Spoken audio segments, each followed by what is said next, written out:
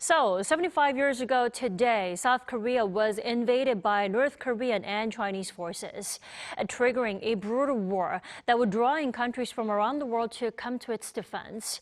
We take a closer look at how far South Korea has come since then, from the ruins of war to a global defense power. For that, we have our lead foreign affairs correspondent, Oh Soo-young, here in studio. Good evening, Soo-young. Good evening, Tommy. So why don't we start with the whole 75 years ago events. Now, the outbreak of war that drew in more than 20 countries from the UN command. Let's start with that. Right, Tammy. So it was an international coalition that came to the defense of South Korea at its darkest hour to defend its freedom and sovereignty. Among the 22 countries was the Netherlands, which dispatched over 5,000 volunteers to the south. Now, their sacrifice was not only a defense of South Korea's territory, but of shared values that remain to this day. That's freedom, democracy, and the rule of law. Of the more than 5,000 troops, we lost almost 125. I think, and we're still present today. We're still a member of UNC. We have personnel at UNC. And I think that's important because it shows our commitment to peace and stability on the Korean Peninsula. And why is that important? I think it's important because nowadays our security in the Euro-Atlantic region is so connected with security here in the Indo-Pacific region. You know, the situation couldn't be more different today, but South Korea has managed to transform into a global defense powerhouse, right? That's right, Hammy. So South Korea's massive defense industry, it came from very humble beginnings following the Korean War. And well, with the threat of US troops withdrawals under the Nixon Doctrine in the 1970s, South Korea was triggered into action. In 1970, the government established the Agency for Defense Development and began reverse engineering small arms. And by the 1980s and 90s, South Korea was producing tanks, artillery, naval ships, and eventually aircraft. Now, defense exports remained relatively modest throughout the early 2000s, hovering around $1 to $2 billion annually. But the real breakthrough came in the 2020s. In 2021, defense exports reached $7.3 billion. Now, that figure more than doubled the following year, surging to $17.3 billion. Now, according to the Stockholm International Peace Research Institute, South Korea now ranks as the world's 8th largest arms exporter, a position few would have imagined even a decade ago. Now, Korean weapons combine cutting-edge technology, tested reliability, very fast delivery, and lower prices. And all of this would make them highly attractive to buyers worldwide. And this was evident when Poland, facing growing security concerns after Russia's invasion of Ukraine, turned to South Korea for tanks, howitzers, and fighter jets. Right. Now, Europe in particular seems to be seeking closer ties with Seoul on security matters.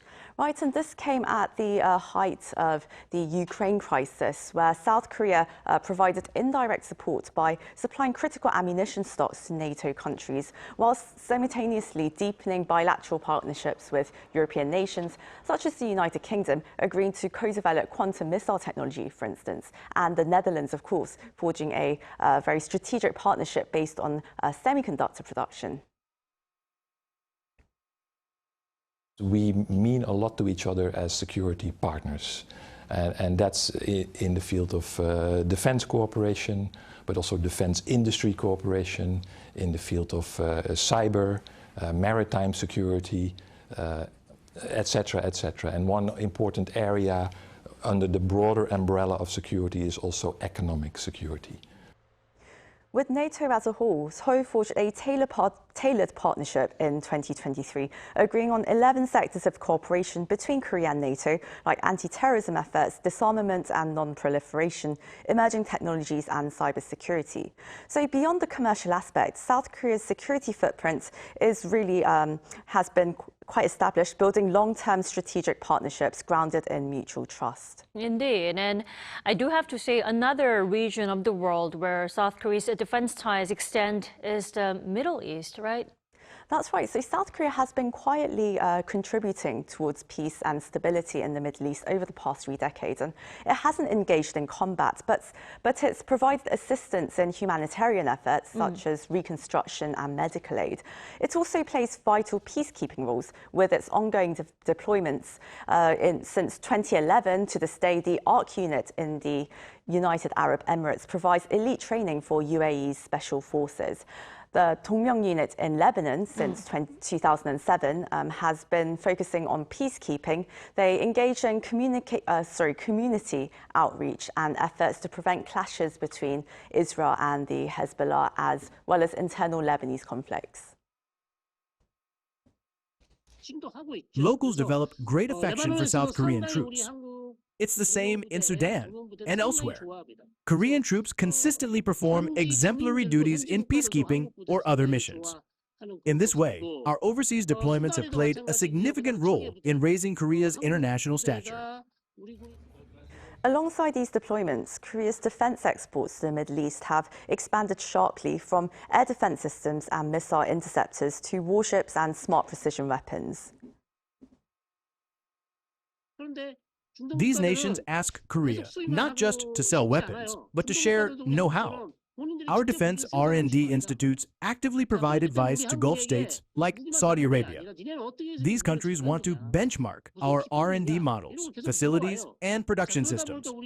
Thus, Korea is becoming an indispensable security partner for Gulf nations, not just as an arms supplier, but as a key collaborator in building their self-sufficiency. Seong, in a nutshell, what does this all mean for South Korea's role in the world and as security crises continue to mount globally?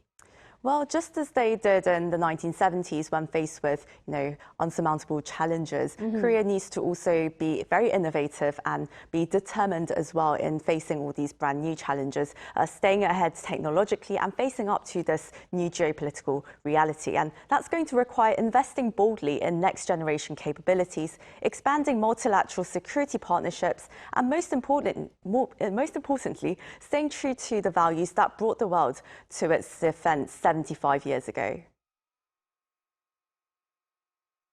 So I think what we share is a commitment to uphold the international legal order, a belief that we are both open, export-oriented economies. We can only, as middle powers, be who we are if we can operate in a rules-based international order. So it's up to us to uphold that, and that is, I think, the values that we share. Democracy, freedom of navigation, human rights. So these are important values. An extraordinary journey is set to come as South Korea develops as a key player in global security, Seong. That's right. All right, thanks for coming in today. Thanks for inviting me again, Tammy.